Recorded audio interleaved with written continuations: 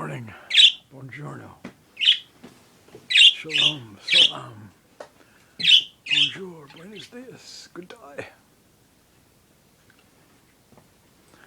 As a friend's daughter used to say, and stoked by Claire, England, back in 1985. All right, let's see how this frame's coming along. Actually, it's looking pretty good.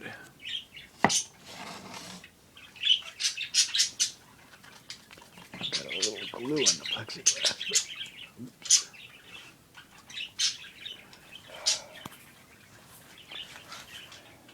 Drawing I'll do in there.